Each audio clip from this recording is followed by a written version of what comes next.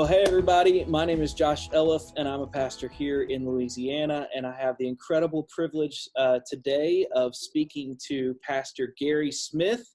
Gary, how you doing? Oh, doing great. Go Cowboys. Go Cowboys. Yeah. That's right, man. I'm a lifelong Cowboys fan myself. And Yeah. And Gary, if you don't know Gary, you probably do know Gary because Gary's got connections. He's just all over the place. Yeah. Yeah. But if you don't know Gary, Gary has been a pastor for 42 years, and you started at 28. And even before that, you had been an associate pastor, but you've been in this seat of senior pastor for 42 years.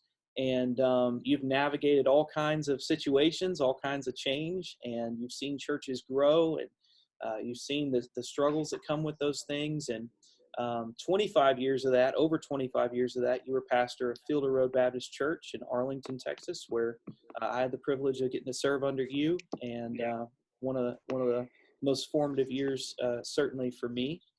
And you led change there as well. You're 3 years from leading change. You want to speak to that just briefly? Yes, we did a transition from one of my associates he became senior pastor. So my last transition was for us to not have an interim, and we did a 3-year overlap transition. Probably went 1 year too long. We agreed after it was over. So that was my last move on transition change, and I've had the fun of making a lot of change over the years in a lot of different arenas, and so it's a lot of fun.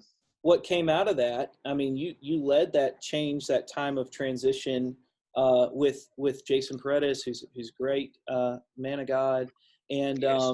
And you were doing that really, Gary, at a season when people weren't doing that. I mean, there were a few guys here and there who had done that transition type thing, where they bring in a guy, and that's. I was on staff when that was happening, and one of the things that was remarkable to me and to much of the other staff that people commented on was the incredible grace and humility that it takes to lead through that time. Obviously, we weren't in every conversation, so I'm sure there were moments of less grace. Yeah, that's for sure. But am I right? You just finished a book on pastoral transitions that came kind of out of your experience there? Yes, discovering churches all over America with long-term pastors are wanting to do things and look a different way, because the old idea of resignation and interim, bringing in somebody you don't know and someone not related to the former pastor church, has not been very helpful in Southern Baptist life. And so this is just a different way to look at it. And as you know, your dad's in the middle of one right now. And when I first came to Fielder years ago, I heard about a church that did this in Alabama. And it just seemed to make such sense if the church is healthy to look at things different. So I've written a book. It's actually coming out next week called Pastoral Transitions, Seamless Handoff of Leadership. And awesome. So some churches can look at things differently. And people can get that anywhere books are sold? Yes, sir. Amazon, or go to my website, realchurchsolutions.com, and find out about that. And one of the things I love, Gary, is certainly you have the experience to speak on this, but you have the reputation to speak on it too. And what I mean by that is you're still preaching once a month at Fielder, and for a lot of guys, that's a impossible thing to keep that relationship in a healthy way. But you've been able to do that, and you're preaching at Fielder. You've been involved recently at Round Rock. A couple other places. So how's that been in that transition? Well, it's, most pastors don't get to stay. And it's sad, because that's where your friends are and your relationships are. And I would have hated to go find a church and I didn't know anybody and go to church. So I get to preach once a month at one of our venues. I'm the biggest fan of the guy who succeeded me. I mean, I love what he's doing. So I'm there cheering him on.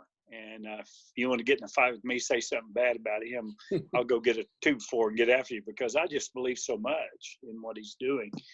And it's just a joy to get to have that at this stage of my life, rather than moving to another town, finding another church, doing something else. We're right here still in the middle and involved very much in the life of our church and support. I'm a church member now, and he's my pastor, and it's been delightful. And I'd wish for a lot of guys to experience that. Well, and the saying goes that pastors never retire. You haven't slowed down. No. And I know, Gary, you work with North American Mission Board, and Yes. you have a job there. You're contacting pastors and working hand in hand closely with. I Look got at the that, shirt man. on. There you go. He's got man. the swag. That's right. Yeah. Hey, listen, you don't get involved with NAMB and not get some NAMB swag. Right? Oh man, you got to get the shirts. And I think, just if I can inflect this on you, but part of the reason I think that you're so involved with NAMB is that you do have a heart for pastors. You have a heart for the future. You have a heart for seeing the gospel expand and churches multiply. And and what has shaped that heart in you, and what are some things you see NAMB doing that you love? Well, I'll be honest with you, Josh. Several years ago, maybe 10 or 12 years ago, I was somewhat disillusioned because I did not feel Southern Baptist, we had an apparatus for change. We were kind of locked into a way and only a structure, and was quite disappointed. And when I met Kevin Ezel and heard his vision for what he wanted to do with the North American Mission Board, it resonated with me. This was someone ready to take an organization, turn it upside down, and get it into this day and make it effective for Southern Baptist. So there's three major emphases. One is church planting, the other one's sin relief, the other one's evangelism. And they're very narrowly focused, where in the past they did 7 million things and didn't probably do many of them well. Now they try to do three things and do them well. And I think they're making great progress in transforming that entity into a great church planting organization, but also sin relief. You know, recently they just partnered with the NAMB to do sin relief with them in conjunction. We're starting sin relief centers around the country that'll be happening. And of course, Johnny Hunt leading us in evangelism, Who's Your One, is a great evangelistic tool. And I'm just grateful to see an organization that you can define what they're doing. In the past, you could have asked anybody what NAMB was doing. They could have given you 30 things they were doing. And now the focus is in the right place. And I'm excited to be a part of that. And I so much believe in what Kevin's doing and who he is, and in the type of people he's bringing around him to do that is very refreshing in Southern Baptist life. And I hope our younger men can realize what a difference he has made and want to be a part of that. And it's hard to lead change, right? I mean, it sure is. I'm really only 37. I look like this because I led change. That's right. And that's actually one of the reasons, Brother Gary, that I reached out to you. I have, the most respect in the world for you.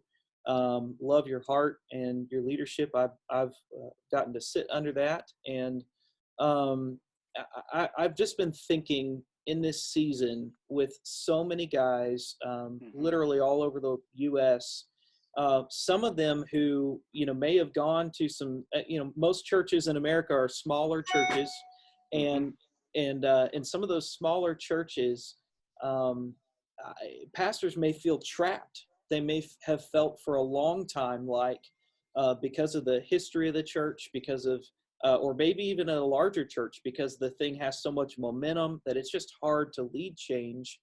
And you have led change in your life in many different seasons. And I just thought it'd be great to get some wisdom from you. I'm thinking specifically, about Fielder, that used to be Fielder Road Baptist Church, and was a prominent church in a culture that was changing around the church.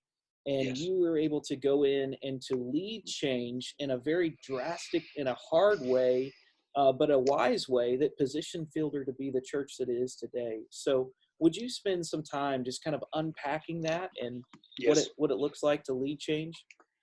Well, let me go back to your original thought, is that right now, with what's happening with us, there is going to be an opportunity for change.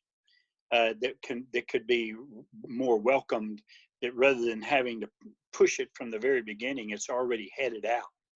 And pastors now have a chance to capture this moment and make the changes necessary, some of the changes that are necessary for them to be transformed.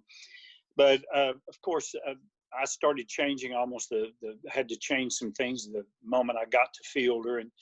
And I would admit there's been a lot of ups and downs about it. I'd like to say everything's been a success, but it's not been. I've got my top 10 list of the things I wish I hadn't have done or tried to change or went about differently. But I just thought that you had called me this morning, and I've had the day to think through what one thing what I want to say to guys who are attempting to do that.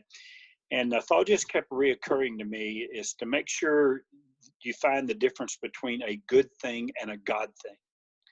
And I think that's, if I were to look back on things, a lot of people changed their church, and I attempted to change things, and I went about it, things that in my mind I thought were good things.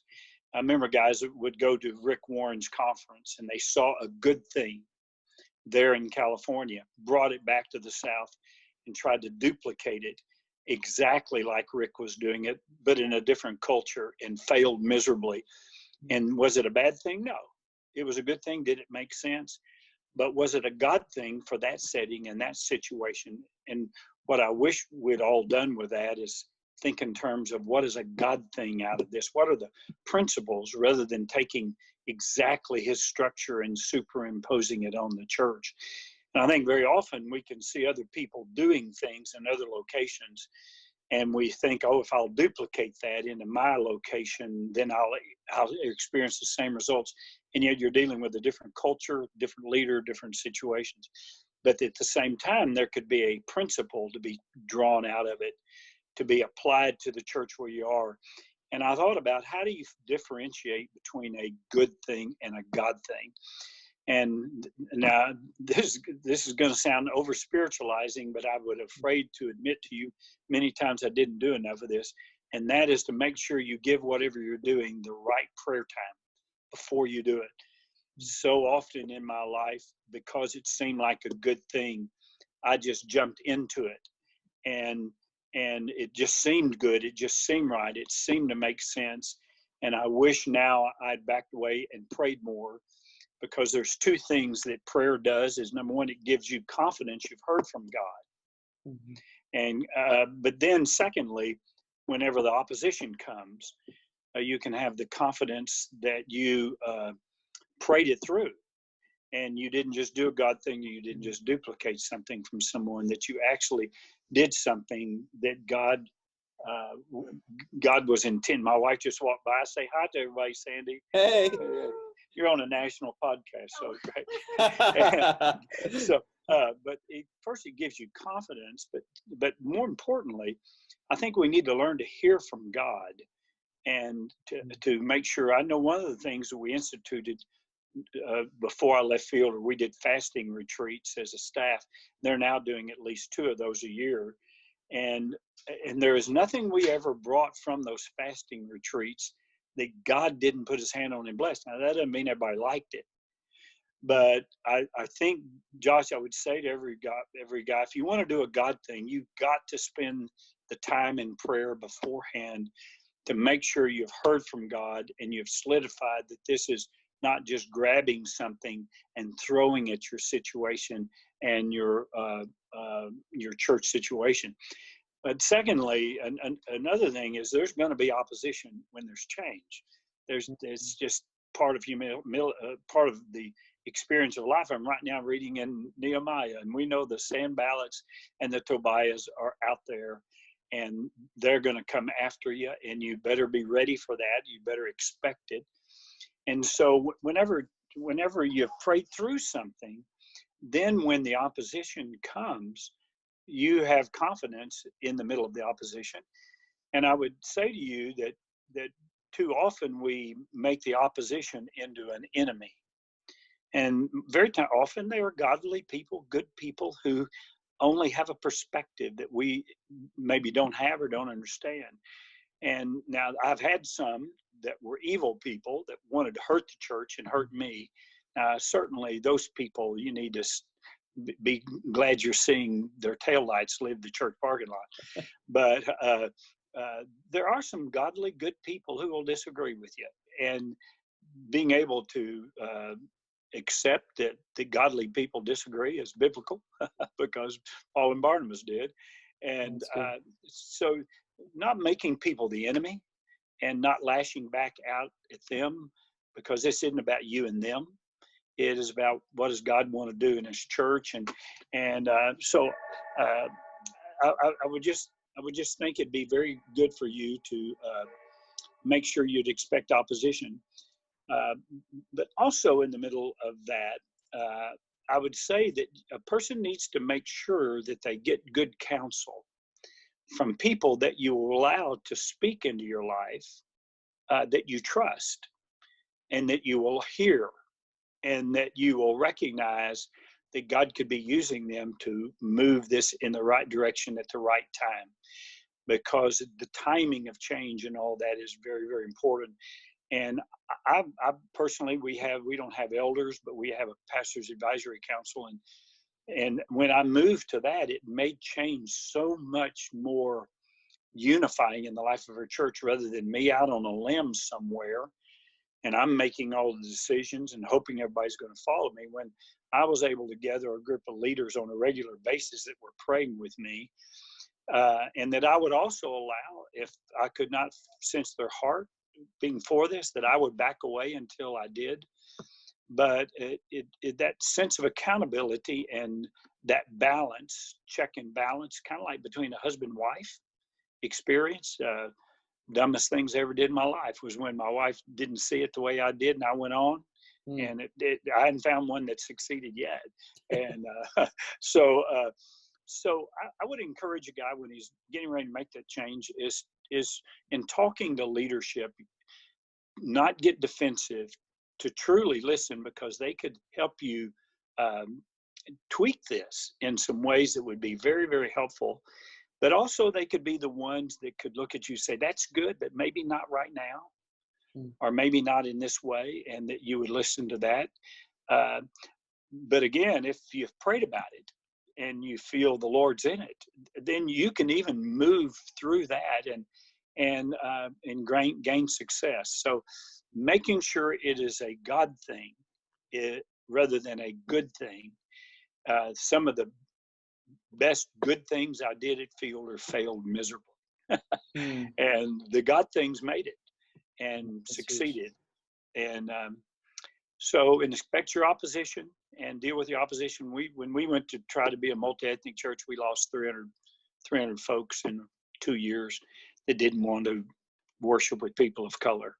And but praise God, is one of the greatest things that ever happened in our church and ministry. Yeah. So Josh, that's my perspective. That's what I'd say to guys in this time. And that's such good advice, Brother Gary. And I know it's not just good advice you read somewhere, you've lived it, and it's come from experience. And so it carries a lot of weight. At least with me, it carries a lot of weight. And well, there's two things that I want to revisit from what you just said. One is find those guys. And so this is the first question, and then I got another one. The first question is for somebody out there who says, I want to lead change and I want to surround myself with godly advisors. But man, I look around and I don't see anybody. Where do you go to build that? How do you build that? Well, it is, I would find the best I've got, because there's people that are going to be influencers in your church. And so those people that are godly and are influencers, no matter where they are in their spiritual journey, it could be you bringing them into this process is what God's going to use to take them another step. And so even if you don't feel they have the maturity that you think you need, you're going to need them as the most influential people in your church. So you'd be wise to try and draw them on your side from the beginning, but also to let them learn how to wrestle through these kinds of decisions and seek the Lord. And I think sometimes we don't let our people develop like they need to develop. And giving them that responsibility. Hey, I'm getting ready to make this, and I'm not going to do this without you being with me. And I want you to pray through it and think through it. That could drive that person to the Lord and deeper down the road than ever before. So you may be developing leadership as much as you are drawing leadership from some people. Yeah, and really that's what we should be doing anyway, right? Matthew That's right. 28, and making disciples who make disciples and being intentional in that way. Yes, and many times we have not drawn our people into that responsibility. And churches that have elders do that. Let's say you don't have elders. Well, go get 3 to 5 men that you'd say, hey, I'm going to, officially or unofficially, I want you to get out on this limb with me. And I want you to pray through and think through these issues. And I think it could be a major way to develop disciples and leaders in your church. That's so huge. And one of the temptations there, especially for those in those leadership positions where you are used to making the decisions yourself, and maybe you appreciate the ability to make some decisions yourself, one of the temptations can be to go and get yes men. But yes. I know just from looking at the leadership team you put in place, even at Fielder, I mean, you had some guys that were strong, red type leaders that you put around you. And man, that's hard. But why did you do that? And why is that so important? You mentioned that briefly, but expand on that. Oh, I really feel like if you put around you godly men, if you can't lead them down the road in tough decisions, what chance do you have to lead the greater church? And so I wanted guys that would speak into my life. Part of it too is I looked around. I did this with some denominational leaders, and denominational leaders that I did not respect, or other pastors. It were guys who didn't allow people to speak into their lives. They were out their own, independently on their own.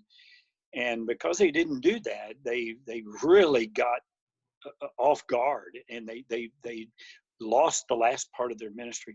Secondly, you really want the input of strong people. I'll just give you one simple example. Is I felt like our church needed to move our name from Fielder Road Baptist Church to Fielder Church, presented it to what I call my Pastor's Advisory Council. They were 05. Not one of them thought I ought to do it. And so I said, okay, we'll talk about it next year. The next year it was 3-2. And I'll never forget one of them saying, he said, I'm not against this. He said, I just don't think it's the right time. And I said, okay, your wisdom, I won't, because if I can't lead you to do this, the next year they were 5-0. We took the name Baptist out of our church with absolutely no opposition. And if I'd have done it 2 years before, and I've done it because I thought so, I think I could have had a chance to fracture our church. It was, we call it the Y2K experience of Fielder. We thought there's going to be this big blow up. And one day we just, and they've had some suggestions. A good example is one of them said, why change the corporate name of the church? Why not just market our church differently? So we never had to have a vote because we didn't change the corporate name. We just told them we're going to market different. That came from those 5 guys. Right. And I looked at them, I said, oh, we got to vote. And they said, no, why do we need to vote? He said, you've been talking for years about us calling us Fielder Church. Just tell everyone we're going to change the sign, change the way we market. We're not changing our doctrine, denominational affiliation, or our mission commitment. And we went through that, and we got back together. We kind of laughed because we were all ready to get beat up. But those 5 guys helped me do that over a 2-year period, and our church stayed unified.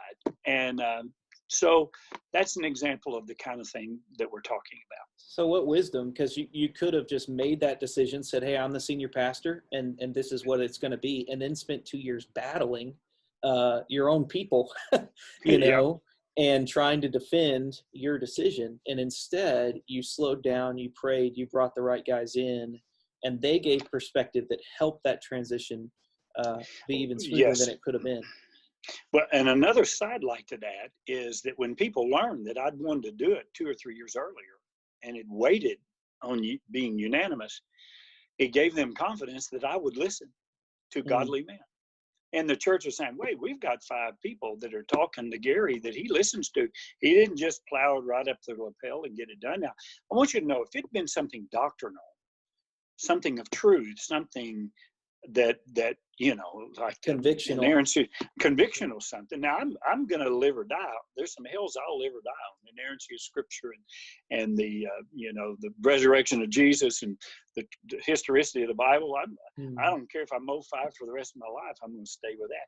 But when you're talking about administrative programmatic things that don't have scriptural basis, that are just applications of how I'm trying to build a church, I think we need to make sure we don't think we're inerrant. It's the Scripture that's inerrant, not us.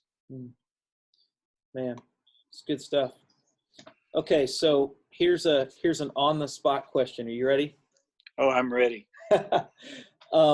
As you survey the landscape of churches in America right now, and you think about the opportunity that this season in American Christianity provides us, what's just your gut feeling thought about how the church how God might be positioning the church in America to change for the future, and why do you think it's important that we do change? Because in some ways, there's a lot of guys who've said, hey, we have changed, period.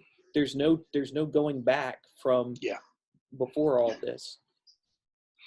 Well, Josh, eschatologically and also in where I see our country and society going, I think it needs to create a sense of urgency. That, this is not just, here's a chance to change my church. We have a lost and dying nation and world around us. That's right. And we better get a sense of urgency about this. That business as usual, when you still, where baptisms are declining, our people are just coming and hearing and getting what they want and going out and not really making a difference. We need to have a sense of urgency, because there's going to be a new normal out here. And even eschatologically, I'm not going to be a doomsdayist guy, but there's so much that says the return of Jesus is soon. But this ought to show us that things can change in a moment. If someone had interviewed you Christmas Day and said, hey, did you know your church is going to be shut down for 6 weeks? And did you know this? You would have said there's nothing that could do that in this world. And one virus has changed the world. So to think we have forever to do what we need to do and be who we need to be, we need to say, whoa, wait a minute here. Not only could this be the last days, but more importantly, things can change in a minute. And in America, there could be some things that change that affects the church negatively. I just say there needs to be a sense of urgency about our neighbor, friends, and family members who don't know Christ. And that we would recognize just coming and watching has got to be different.